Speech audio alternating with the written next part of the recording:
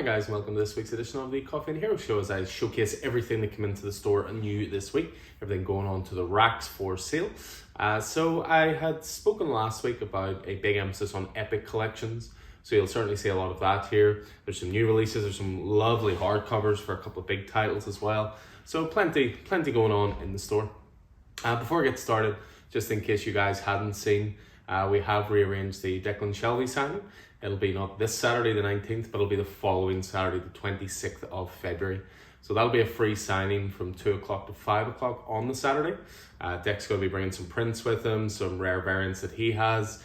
We have tons ordered for the day. We have art books, we have graphic novels he's worked on, we have Moon Knight #1s, we have all kinds of good stuff. So it should be a really good day. So just make sure to mark the diary for that. As I say, completely free signing. So, but yeah, just to take you through, this is all the stuff that's going on to the shelves this week anyway. So kick things off with a store favorite, which is Harleen. You're probably bored listening to me talk about it, but it sells out all the time. We reorder it all the time. This was the DC Black Label title by Stepan Sajic, who both did the writing and the art for this. And it was a reimagining of the origin of Harley Quinn. Absolutely fantastic, standalone story. Probably the best Harley Quinn story out there, in my humble opinion. Next up, we have book 3 of Justice League by Scott Snyder. So this is the final book by Scott Snyder. He did a Justice League run, a good 40 odd issues, 39 issues. And by and large, he worked with Jorge Jimenez a lot. In this one, you've also got contributions from Bruno Redondo, who of course is doing great stuff with Nightwing. Tinian adds some story elements here as well. But this essentially finishes off the epic that he started with that Metal, then moved on to No Justice, then moved on to Justice League. So we have all 3 books in store, but as I say, that's volume 3. Next up is one that usually by the time I post this video, it's sold. We have Berserk, the Deluxe Edition. So these are beautiful leather, hardbound copies. They are sort of coming in and out of print, if that makes sense. They, unfortunately, the creator, Kantaro Miura, he passed away. So they're trying to get these editions out there as much as possible. Obviously, they're expensive to produce. They're such highly regarded stories, and especially getting it from the start. But Dark Horse are doing a great job. They are sort of getting them out bit by bit. Next up, we have the second volume for Dan Slott's Fantastic Four. So this will cover issues 12 to 20, and then you also have a couple of one-shots in there as well for Yancey Street and Fantastic Four Negative. So yeah, volume 1 covered 1 to 11, and then we have volume 2, Fantastic Four by Dan Sloth. Another one, I've never read this, but this is a gorgeous edition, and I've been told nothing but great stuff about it. So this is by Marjorie Liu and Sana Takeda. This is a series called Monstrous. So with this hardcover, this contains the first 18 issues. Image are doing more and more of these hardcovers, which again are absolutely gorgeous, but again just sort of go in and out of print and in and out of availability. This is sort of Image's version, I suppose, of the likes of the Absolute editions. You know, oversized, hard, great paper stock, and hardbound. So yeah, Monsters. Again, I've never read it myself, but I've heard nothing but fantastic things about it. Next up, we have another edition of The Legend of Korra. We've been getting more and more of these books in. This one is volume 2, I believe, of Turf Wars. So again, we've got quite a few of these volumes in stock at the moment. Next up, another store favorite. It's the second volume now of Wind.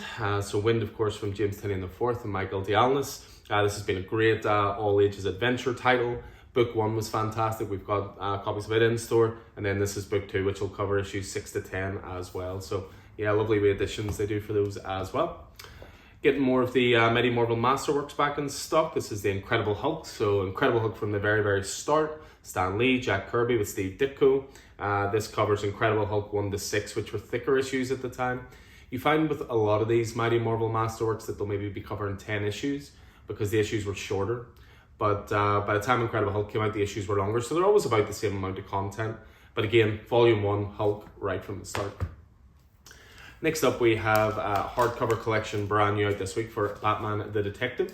So this was a European set tale by Tom Taylor and Andy Kubert on art, with 6 issues in total, quite hard-hitting, quite similar to the Frank Miller Dark Knight universe, I would certainly say, in its depiction of Batman. But again, lovely hardcover and brand new out this week. Also out this week, brand new, is Avengers Mcstrike. I normally don't have to pitch this as anything other than Avengers meets Transformers, and you know exactly what it is. Essentially, Tony Stark has come up with all these mech suits for the Avengers to wear for these massive threats. So just tremendous fun, that. So it is. Jed MacKay writing that. Next up, we have a classic, Cullen Bunn, Dalibor Talihich, Lee Lockridge on colours, and that is Deadpool Kills the Marvel Universe. So this was a 4-issue miniseries, which sort of focused on Deadpool a bit more, less as a jokey character, or more as just someone who was just disturbing. So this was very much a parental advisory title, almost part of the Marvel Max line. So yeah, if you want to see a different interpretation of Deadpool, where it's not all just one-liners, then that's what you go for. Next up is the first volume of Kyle Higgins' Ordinary Gods. So this is 6 issues in total from Image Comics. And yeah, so Kieran Gillen has spoken very highly of this. Scott Snyder's spoken very highly of it. As I say, it's Kyle Higgins, who of course we're loving his work in Radiant Black. And then it's Joe Clark and artist Philippe Watanabe, who worked on The Flash as well. So lovely edition, thicker than your average Image softcover as well. Next up, we have the first volume of Moon Knight. This has been a brilliant relaunch for Moon Knight, so it has. This is the first 6 issues from Jed MacKay on writing, and then it's an artist who I hadn't heard before, but I'll be keeping an eye out for their work all the time now, called Alessandro Capuccio. Beautiful, beautiful art, and it's great storytelling, a brilliant reintroduction for Moon Knight, and obviously brilliantly timed with the TV show Not Far Away. Set that one there for now. Next up is the first volume of Suicide Squad, The Black Vault. This was the Rebirth Suicide Squad. This had a heck of a creative team on it. You had Rob Williams, you had Jim Lee, Philip Tan, Jason Fabuk, Ivan Rice, Gary Frank. You know, it is a heck of a murderer's row of artists in this. And this is basically the first 4 issues of the Rebirth Suicide Squad, but also the one shot that set it up as well. Next up, we have volume 2 of Sword from Al Ewing, Stefano Caselli.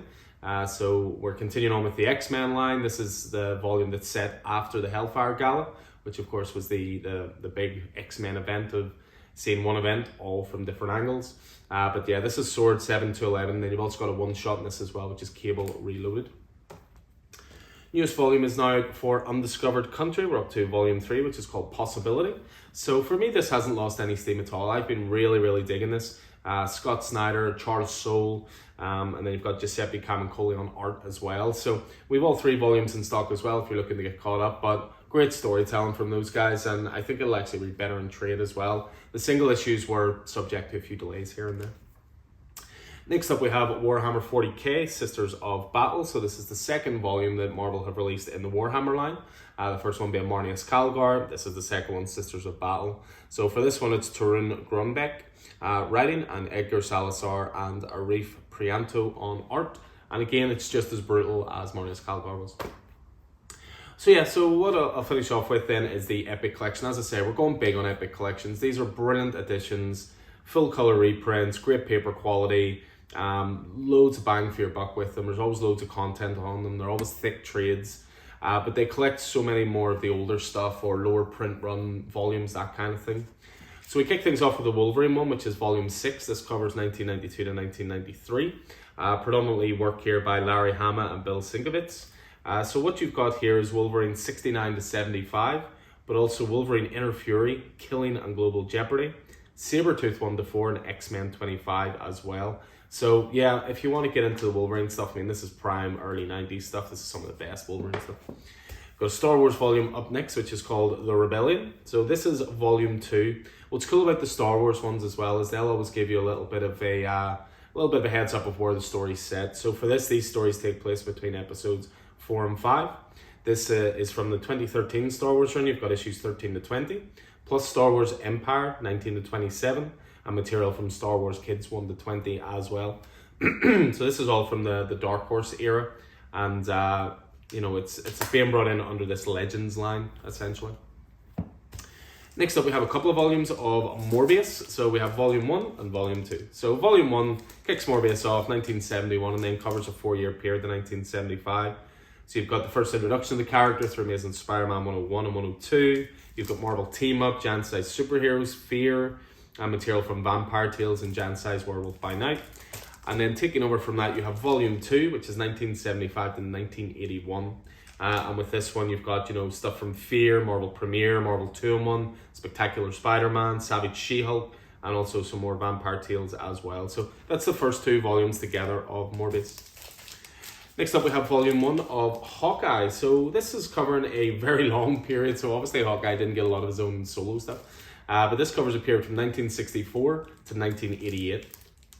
So it's covering, Hawkeye 1 to 4, Avengers issues, Marvel Team Up issues, Captain America issues, Tales of Suspense issues, Marvel Tales, Marvel Fanfare, and Marvel Super Action as well. And of course you have that very iconic Hawkeye with Ant-Man on the back, which I actually watched Civil War last night, randomly. Another Star Wars ones for you. This one's called Rise of the Sith. This is volume 2 in this series. These stories take place before and during episode 1. So again, this is Star Wars going back to 1998 in terms of the Dark Horse stuff. You've got 0 to 3, you've got Star Wars Darth Maul 1 to 4, you've got Star Wars Episode 1 The Phantom Menace, you've got Anakin Skywalker, Queen Amidala, Qui-Gon Jinn, Obi-Wan Kenobi, more material from Star Wars 4 to 6, and then Star Wars Tales stuff as well. So, Darth Maul in the front of that, I'm not going to say no.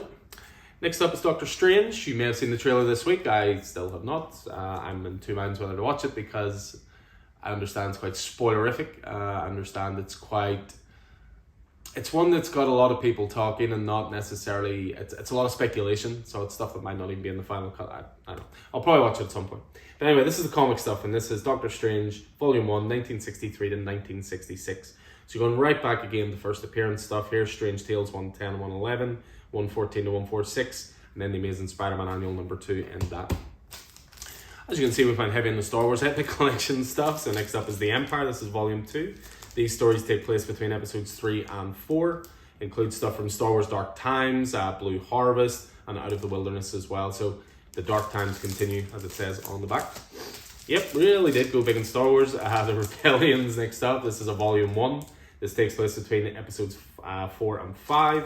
So again, you've got Star Wars Empire issues in here, Vader's Quest, and also stuff from Star Wars, the 2013 run, 1 to 12. I promise I ordered stuff other than Star Wars, but Star Wars New Republic, this is volume 3 in this set, and these stories take place after episode 6, so after the best Star Wars movie. Don't at me. So this essentially contains all the issues from Star Wars X-Wing Rogue Squadron. So Wedge Antilles leads the Rogue Squadron into action. Another volume of Doctor Strange here. This is volume 3. This covers 1969 to 1974. So by this time, Doctor Strange had his own solo title. So this contains issues from that, as well as Submariner, Incredible Hulk, Marvel Feature, Marvel Premiere, and Doctor Strange, the next volume as well. And then one last epic collection to finish off with, which focuses on Deadpool. So again, this is origin stuff for Deadpool and early issues. So this is volume 1. This is 1991 to 1994. So you've got, of course, New Mutants 98, first appearance. You've got X-Force issues in here. You've got Nomad. You've got Deadpool, The Circle Chase, Secret Defenders, and material from Avengers and Silver Sable and the Wild Pack as well. So yeah, just again, over the next few weeks, we're going to have tons of these epic collections coming in. I just think they're brilliant slices of Marvel history, and they're always, well priced for what you get out of them. So so that's all the stuff going on to the racks for this week, which will be a release date of the 16th. Some will go into the back catalogue, some will go in the new release racks, but yeah, just all this stuff is brand new in store and ready to go. So again, hope you guys enjoyed this. Hope it's always good keeping you guys up to date with what's coming in and giving you a little sneak preview. But I look forward to seeing you guys the rest of the week in store. I hope you're staying safe out there, and take it easy.